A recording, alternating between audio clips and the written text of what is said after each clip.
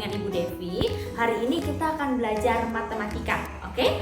Nah, di pertemuan sebelumnya kita sudah belajar tentang jenis-jenis atau 4 macam pecahan, ya. Ada pecahan biasa, pecahan campuran, pecahan desimal, dan juga persen. Ya, nah kemarin kita sudah belajar dua macam pecahan, ya, pecahan biasa dan juga pecahan campuran. Semoga kalian semua sudah paham tentang pecahan biasa dan juga pecahan campuran, ya.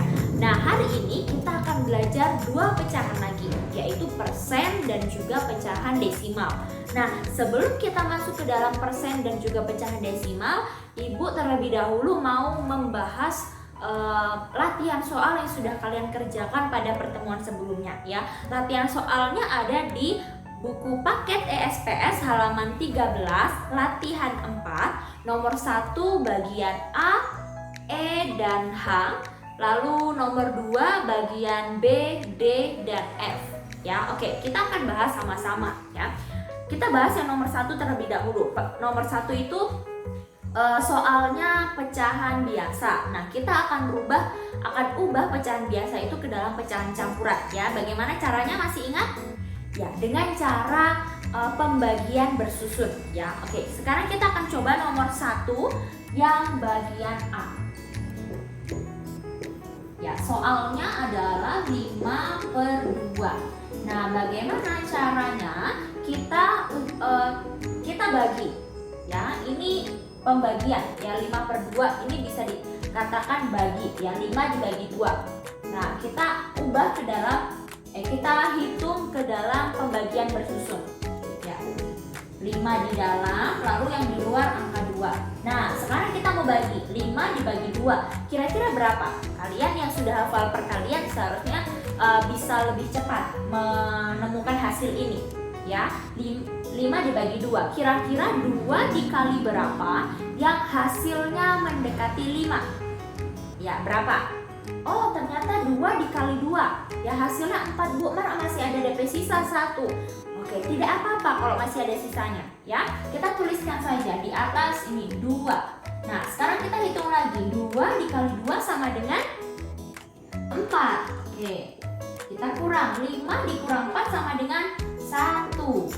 Nah, sekarang kita hitung 1 dibagi 2 berapa? Oh, sudah tidak bisa, Bu. Nah, kalau sudah tidak bisa, berarti ini semua sudah selesai. Sekarang kita akan ubah ke dalam pecahan campurannya. Bagaimana? Kita tuliskan lagi, ya. 5/2 sama dengan hasilnya berapa di sini?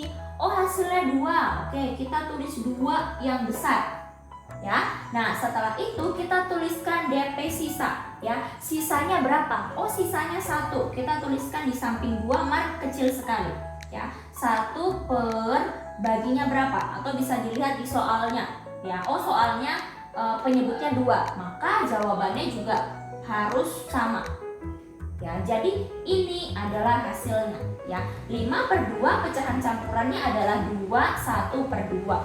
Ya, sampai sini jelas? Siapa yang benar? Ya, yang sudah benar very good, ya. Yang masih salah, yuk kita coba sekali lagi. Semoga kalian semua yang bagian ini sudah paham, ya. Sekarang kita akan bahas yang nomor 1E.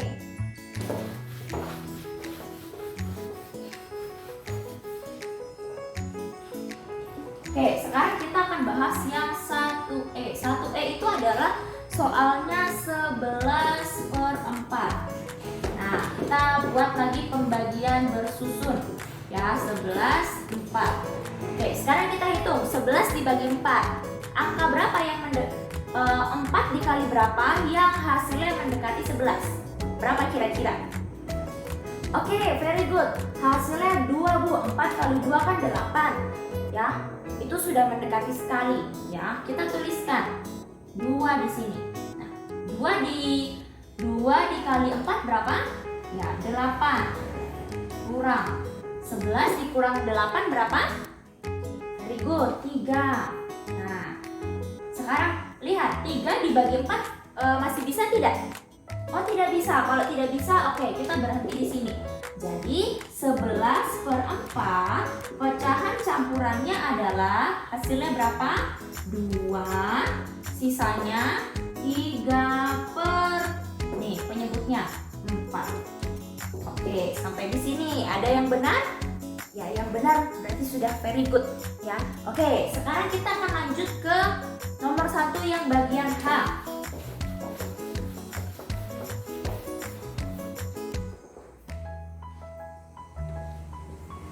Oke, H. Soalnya adalah 21 per 2. Oke, kita akan buat dalam pecahan bersusun ya, 21 bagi 2. Nah, yang harus kalian ketahui, 21 ini angkanya ada puluhan dan ada satuan. Ini harus kalian perhatikan ya. Oke, 21 dibagi 2. Bu, kalau misalnya kalian sudah jago sekali pembagian, mungkin bisa mau langsung bagi ya. Tapi kita mau lihat cara bersusunnya supaya kita semua juga bisa belajar sama-sama ya. Oke, karena ini puluhan ya, dan kita hitungnya dalam bentuk pembagian bersusun, kita tidak bisa membaginya secara langsung, tapi kita baginya satu-satu angka dulu ya. Jadi kita hitung satu-satu ya, angka 2 terlebih dahulu ya, angka satunya disimpan dulu, tutup ya. Oke, sekarang 2 dibagi 2 berapa? Oke, 1 kita tulis di atas, 1. Nah, 1 dikali 2, 1 dikali 2 sama dengan 2 ya, kita tulis di bawah 2 sini ya, anggap saja 1 ini tidak ada. Lalu dikurang 2 dikurang 2 berapa? 0 ya, hasilnya 0. Oke, kita tulis saja ya, 0. Nah, ingat kita masih punya satuan ya, 1 ya. Nah, Ibu, 1 dibagi 2 kan tidak bisa. Bagaimana ya? Nah, karena dia punya status di sini satuan, kita tidak boleh membiarkannya, kita tidak boleh meninggalkannya. Kita harus tetap menghitungnya ya. 1 kita turunkan di sini. Nah, 1 dibagi 2 kan tidak bisa ya. Nah, kira-kira angka yang mendekati ya, 1 dibagi 2 kan tidak bisa. Karena tidak bisa, maka kita tuliskan 0 di sini ya, pembagian yang mendekati ini ya. 0 dikali 2 berapa? 0, karena apapun yang dikalikan 0 hasilnya tetap 0 ya. Lalu kita kurang, baru ini bisa ya. Oke, 1 dibagi 2 nggak bisa ya, karena ini sudah habis angkanya ya, yang dari atas ini sudah habis, maka berhenti di sini ya. Oke, sekarang kita ubah ke dalam pecahan campurannya. 21 per 2 sama dengan hasilnya berapa di sini? 10. Tulis besar-besar. Hasilnya sisanya berapa? 1 per penyebutnya 2. Oke, sampai di sini jelas? Oke, semoga kalian bisa mengerti ya maksud penjelasan ini. Oke, sekarang kita lanjut yang nomor 2. Oke, yang nomor 2 kita akan kerjakan yang B, D, dan F. Oke. Ibu kasih contohnya 2 nomor saja ya, 2 bagian saja, tidak semuanya. Oke, kita coba yang nomor 2 yang B ya. Nomor 2 B. Soalnya berapa? 1/3 per 7. Nah, kita akan ubah ini ke dalam pecahan biasa. Ya, ingat ya caranya yang sudah Ibu Devi jelaskan di pertemuan sebelumnya. Kalau mau merubah pecahan campuran ke dalam pecahan biasa, kita harus kalikan dan juga kita harus tambahkan. Nah, Ibu Devi akan kasih cara yang lebih mudah lagi ya. Kalau kemarin kan Ibu Devi hanya kasih panah-panah seperti itu ya. Sekarang Ibu Devi mau kasih langkah-langkahnya ya. Yang pertama, kita harus mengalihkan penyebut dengan angka yang besar ya, 7 dikali 1 ya, kita buat dalam kurung ya. Kalian sudah belajar ini ya di kelas 3. Nah, setelah itu hasilnya ini akan ditambah dengan pembilangnya berapa? 3 per menyebutnya berapa? 7 ya. Nah, kita lanjutkan.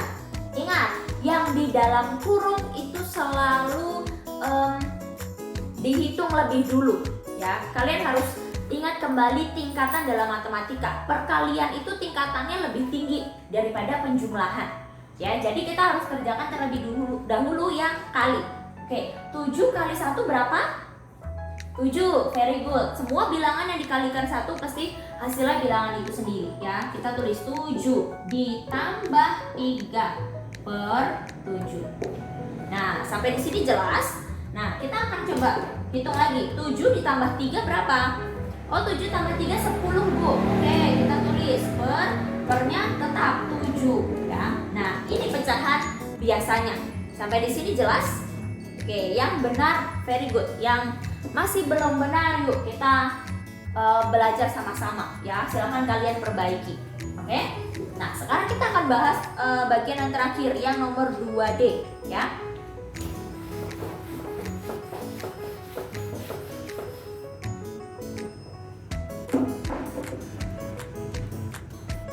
Kita akan bahas yang 2D. Soalnya adalah 27 per 8.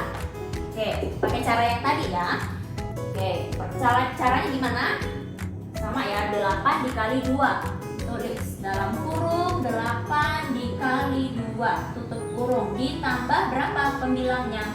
7 per, penyebutnya harus sama ya, tidak boleh beda, harus sama. Nanti kalau beda berarti itu salah ya. Oke, setelah itu kita harus hitung yang ada di dalam kurung dulu ya, atau yang dikali. Oke, 8 kali 2 berapa? Oke, very good, 16 ya. 16 ditambah ini 7 per 8 sama dengan, oke, 16 ditambah 7 berapa kira-kira? 16 ditambah 7, 6 tambah 7 23 per 8. Oke, sampai di sini jelas? Ya, semoga kalian semua sudah paham. Oke, nah sekarang kita akan melanjutkan materi kita tentang pecahan desimal dan juga persen. Oke, pecahan desimal dan juga persen. Kita akan belajar yang persennya dulu ya. Ibu akan jelaskan yang persen ya. Nih, misalnya Ibu Devi punya angka 8. Pasti kalian sudah tidak asing lagi dengan tanda yang seperti ini. Ya, 8. Ini bacanya 8% ya. Bacanya 8%. Nah, 8% ini nilainya kalau misalnya kita mau ubah dalam pecahan biasa, hasilnya adalah 8/100. Kenapa, Bu, 8/100? Persen di sini artinya 100/100. Ya, jadi ini 8/100. Bu, kalau misalnya 19% berarti bagaimana? Oh, bisa ya. 19-nya sebagai pembilang per ini persen, berarti artinya per 100. Seperti itu ya. Oke, 50% berarti dia 50/100. Seperti itu. Jelas ya? Nah, oke, very good. Sekarang kita akan bahas yang pecahan desimal. Apa itu pecahan desimal? Pecahan desimal adalah angka yang ada koma-komanya seperti itu. Misalnya seperti 0,3, 0,05. Nah, ini yang dinamakan pecahan desimal ya, yang ada DP koma-koma. Nah, sekarang kita akan coba untuk mengubah persen ini ke dalam pecahan biasa, ke dalam pecahan desimal ya. Oke, silakan kalian perhatikan. Kita akan ubah 8/100 ini ke dalam pecahan desimal ya. Nah, ini harus kalian perhatikan. 100 di sini, ini kan 100, nolnya ada 2. Nah, ini artinya ada 2 angka di belakang koma. Contohnya, bukan ini 8 cuma 1 angka. Kok dapat dari mana tuh 2 angka di belakang koma? Ya, perhatikan. 8, kita tulis 8 di sini dulu ya, karena dia per 100 maka angka depannya itu pasti 0 ya, tulis depannya 0, koma. Nah, ini kan baru 1 angka. Nah, nambahin 1 angkanya gimana? Tambah 0 di sini nih. 1 100 ya. Kalau kalian hitung di kalkulator 8 dibagi 100 pasti hasilnya ini ya, 0,08 ya. Sekarang kita coba lagi 19/100 ya, dari 19% kita ubah ke pecahan biasa 19/100. Nah sekarang kita coba ubah lagi ke dalam pecahan desimal ya. Ingat, ini per 100, berarti artinya ada 2 angka di belakang koma. Ya, berarti kita tulis, oh 19 so ada 2 angka, 1 dan 9, tulis di sini. 19. Oh, berarti kalau desimal kan ada komanya. Berarti 0, seperti itu ya. Jelas? Terakhir, 50%. 50/100, ada 2 angka di belakang koma, betul ya? Oke, jadi 50 depannya 0, begitu ya, jelas? Atau biasa orang lain kalau misalnya belakangnya sudah 0 ini kadang dihapus, tidak ditulis, itu juga benar ya, asal pembilangnya di sini angka terakhirnya 0 ya, boleh ditulis, boleh juga enggak, seperti itu ya. Ibu tulis supaya kalian juga paham 2 angkanya di mana ya. Nah kalau misal ini kan 100 Bu, berarti ada 2 angka di belakang koma. Nah, kalau per 10 bagaimana? Oke, kita coba ya. Nah, kalau misalnya Ibu Devi punya angka 3/10. Nah, karena di sini cuma nolnya hanya 1, berarti itu menandakan ada 1 angka di belakang koma. Ya, berarti berapa? Kita tulis 3, 0. Nah, seperti itu. Jelas? Ya. Oke, kita lanjutkan. Kalau misalnya Ibu Devi punya angka 24/1000 misalnya. Nah, bagaimana?